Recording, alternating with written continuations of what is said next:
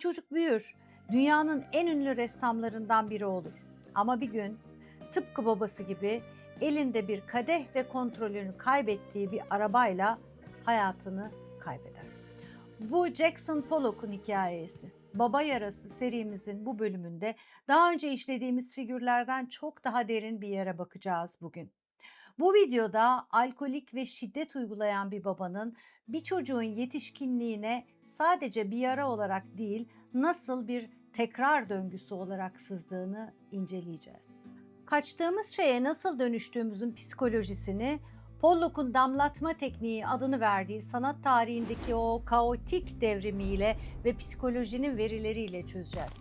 Eğer siz de öngörülemeyen kaotik bir evde büyüdüyseniz ya da hayatınızda geçmişin gölgelerini taşıdığınızı hissediyorsanız bu video o döngüyü fark etmeniz için bir ayna olacak. Jackson Pollock 1912'de Wyoming'de doğdu. 5 kardeşin en küçüğüydü.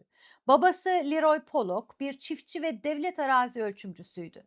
Anlatacağımız hikayenin tam merkezinde Leroy var ama Leroy'u anlamak için önce şunu bilmemiz gerekiyor. Bu sadece sıradan bir zor çocukluk hikayesi değil. Bu bir çocuğun güvenlik bulması gereken kişiden hem fiziksel korku hem de terk edilme öğrendiği bir hikaye. İki büyük hasar aynı kaynaktan geliyor. Pollock'un babası Leroy hem alkol bağımlısıydı hem de eşine ve çocuklarına karşı fiziksel şiddet uyguluyordu. İşi yüzünden aile sık sık taşınmak zorunda kaldı. Wyoming, Arizona, Kaliforniya. Küçük Jackson için bu çifte bir istikrarsızlıktı.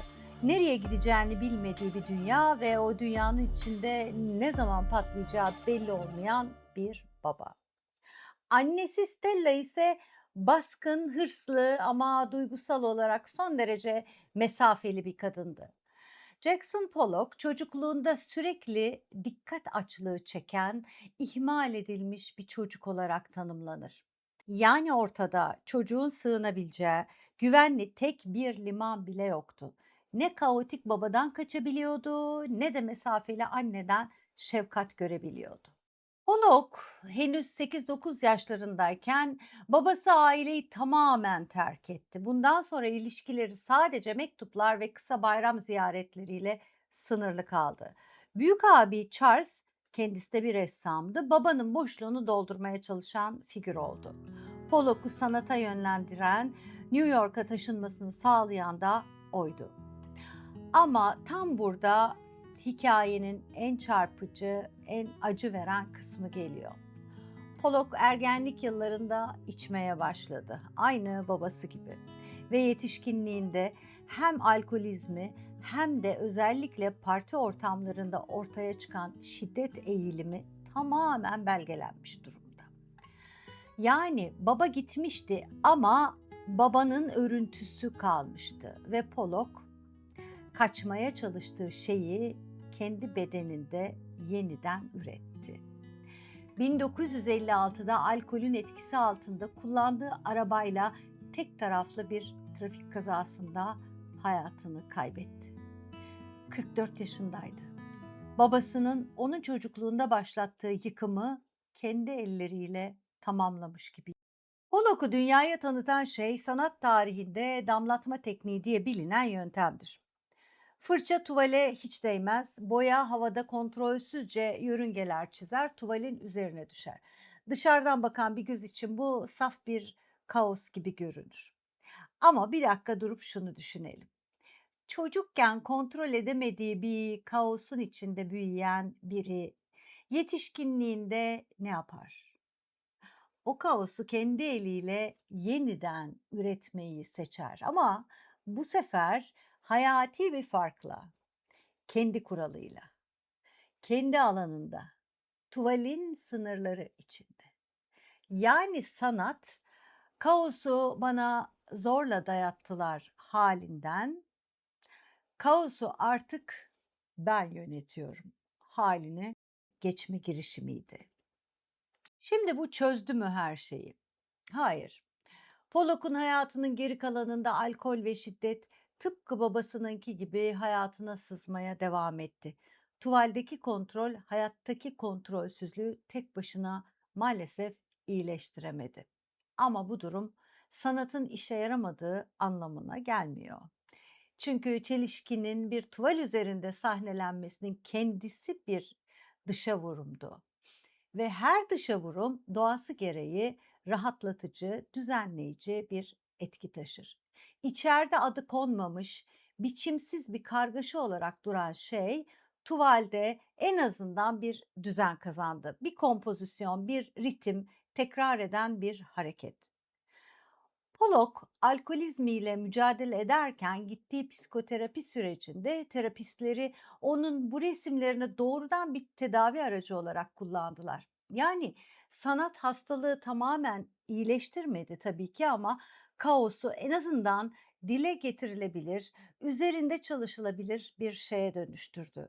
Bu da başlı başına büyük bir kazanımdı. Şifre burada saklı.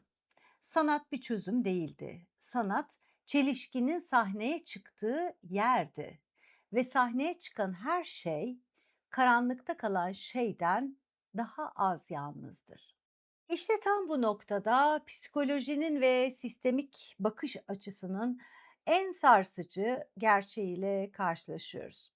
Sistemik dilde bir insanın çocukken maruz kaldığı o şiddet ve kaos ortamı fark edilmediği sürece acımasız bir kurban fail örüntüsüne dönüşür.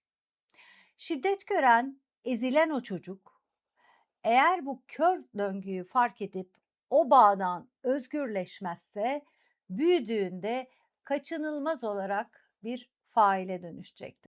Bu failleşme bazen dışarıya doğru yönelir. Çocuklarına ya da sevdiklerine o şiddeti yaşatır. Bazense tıpkı Pollock gibi tamamen içeriye doğrudur. İnsan o şiddeti bağımlılıklarla bizzat kendi bedenine, kendi ruhuna yöneltir. Bir insanın hayatı boyunca kaçtığı o karanlık şeye dönüşmemesi, bu kurban fail zincirini tamamen kırması için tek bir çaresi var. Kaçtığı o geçmişe bu kez arkasını dönüp kaçmadan cesaretle ve doğrudan bakması gerekliliği. O acıyla yüzleşmesi ve yüzleştiği şeyin içindeki çıplak gerçeği olduğu gibi kabul etmesi gerekir. Bunu yapmalı ki o eski travmatik olgular dönüp dolaşıp bir kez daha onun da başına gelmesin. Bir gölge gibi peşinden gelip ruhuna yapışıp kalmasın. Şimdi bunu kendi hayatımıza taşıyalım. Belki sizin babanız da alkole ya da başka bir maddeye bağımlıydı. Belki eve döndüğünde nasıl bir hal içinde olacağını hiç bilemediniz. Belki bazı geceler o kadar korktunuz ki nefesinizi tutarak uyumaya çalıştınız. Gelin bunu 4 katmanda ele alalım. Bunu kendinize sadece zor bir çocukluktu diye anlatmayı bırakın. Bu güvenlik hissetmeniz gereken kişiden hem korku hem de güvensizlik öğrendiğiniz bir dönemdi. Bu iki hasar tek bir kaynaktan geldi ve bu sizin abartmanız ya da durumu fazla büyütmeniz değil. Gerçekten yaşanmış ağır bir çelişkiydi. Böyle bir evde büyüyen bir çocuk genellikle bedeninde her an bir şey patlayabilir gibi tetikte kalmayı öğrenir. Hiç beklenmedik anlarda gelen bir gerilim hissi, gevşemeyi neredeyse imkansız bulmak ve tam tersi bu gerilimi susturmak için bir şeye, alkole, yemeğe, çalışmaya, herhangi bir şeye aşırı tutunmak, bağlanmak. Bunlardan hiçbiri bir bozukluk değil aslında. Bunlar bir zamanlar hayatta kalmanıza yardım eden stratejilerin bugün de devam etmesi. Böyle evlerde çoğunlukla konuşulmayan gizli bir kural vardır. Bu evde olanlar dışarı çıkmaz. Belki siz de büyürken kimseye anlatmadınız. Ailenizi korumak için ya da içten içe bunun bir utanç kaynağı olduğunu hissettiğiniz için. Ama bu sessizlik büyüdüğünüzde de sizinle kaldı. Yardım istemeyi, savunmasız görünmeyi, kırılgan olmayı zorlaştıran bir alışkanlık haline dönüştü. Bullock'un babasıyla hiçbir zaman bir hesaplaşma, helalleşme anı olmadı. Baba gitti, mektuplarla sınırlı bir temas kaldı. Sonra da öldü. Böyle ilişkilerde çoğu zaman bir özür, bir itiraf, bir gerçekten üzgünüm anı hiç gelmez ve bunu kabul etmek çok önemli. İyileşmeniz o kişinin hatasını anlamasına veya size bir açıklama yapmasına bağlı değil. Kapanış bazen dışarıdan gelmez. İçeriden kendi kendinize verdiğiniz bir izinle gelir. Şimdi dilerseniz bütün içimize gömdüğümüz bu acılara yönelik, şifaya yönelik sanat terapisi ve sistemik çalışmalarda var olan bir uygulamayla kendimize yardımcı olmaya başlayalım.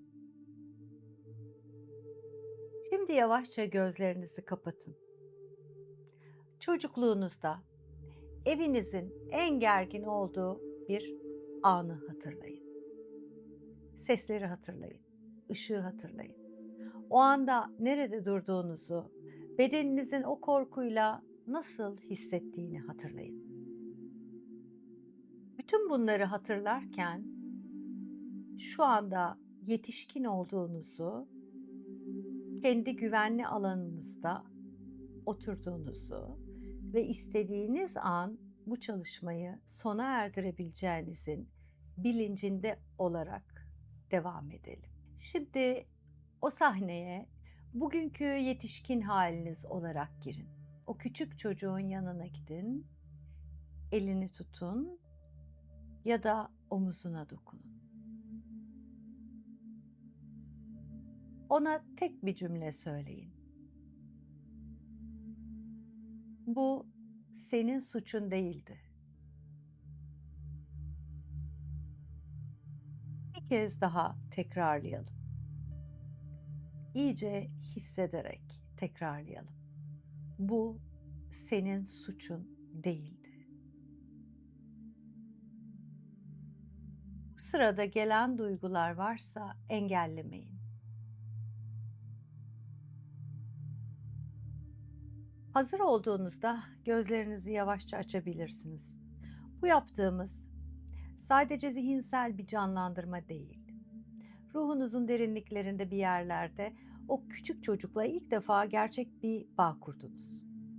Ancak bu bağın havada kalmaması, o çocukluk anlarında sıkışıp kalan duyguların bedeninizden akıp gitmesi için şimdi sizden küçük bir ricam var. Bu videoyu kapattıktan sonra ya da isterseniz tam şu an videoyu durdurup elinize boş bir defter ve bir kalem alın. Ve o çocukluk anlarında içsel çocuğunuzun tam olarak neler hissettiğini, o odada nefesini tutarken içinden geçen ama kimseye söyleyemediği o ham, filtresiz cümleleri kelimelere dökün. Cümlelerin düzgün ya da mantıklı olması gerekmiyor. Zorlamayın, sadece akmasına izin verin. Yargılamayın, sadece izin verin ve gözlemleyin. Bununla da kalmayın. Sanat terapisinde tam olarak Jackson Pollock'un o kontrolsüz damlatma mantığına dayanan çok güçlü bir ekol vardır. Karalama tekniği. Yazmayı bitirdikten sonra defterin boş bir sayfasına geçin. İçinizdeki o öfkeyi, kırgınlığı, kelimeleri sığmayan o büyük kaosu kalemin ucuna getirin. Tıpkı Pollock gibi mantığınızı tamamen devre dışı bırakarak sayfayı kontrolsüzce, sertçe karalayın. Çizgiler üst üste binsin, gerekirse kağıt yırtılsın. Sanat terapisinin bize öğrettiği en değerli şey şudur. İçeride adı konmamış ve hapsedilmiş bir canavar olarak duran o enerji, kağıdın üstünde somut bir çizgiye dönüştüğü an üzerinizdeki o büyüleyici ve yıkıcı gücünü kaybetmeye başlar. Kaosu bastırmayın. Defterin üzerinde kendi kuralınızla serbest bırakın. Aynı Pollock'un yaptığı gibi. Jackson Pollock'un hikayesi bize çok ağır bir hayat dersi veriyor. O içindeki kaosu efsanevi bir sanata dönüştürmeyi başardı, evet. Ama o kaosun hayatını ve nihayetinde ömrünü kontrol etmesine maalesef engel olamadı. Çünkü o kaçtığı şeye tuvalin üzerinde meydan okurken Hayatta o acıyla yüzleşmeyi, babasının gölgesini kabul edip onu geride bırakmayı denemedi. Sanatı bir şifa aracı olarak kullandı ama kendisini o karanlığın akışına bırakmaktan da vazgeçmedi. İşte bu yüzden elinizdeki o defter ve o karalanmış sayfalar sadece birer kağıt parçası değil. Onlar Pollock gibi kendi hikayenizin içinde savrulup gitmemeniz, o kaosa teslim olmamanız için elinizde tuttuğunuz en güçlü fenerlerdir. Kendi hayatınızda bizzat başlattığınız o güzel kırılma anlarıdır. Zincir, siz o geçmişi gerçekten görüp onun sizin suçunuz olmadığını kabul ettiğiniz gün tam şu anda kırılacak. Kendinize, geçmişinize ve içinizdeki susmayan o çocuğa şefkatle bakabildiğiniz, o gölgelerden özgürleştiğiniz bir hayat diliyorum. Baba Yarısı serimizin sonraki bölümlerinde o gölgeleri birlikte aydınlatmaya ve içimizdeki o kırık dökük evleri yeniden inşa etmeye devam edeceğiz. Kendinize çok iyi bakın. O defteri kapatın ama o çocuğu asla yalnız bırakmayın. Görüşmek üzere.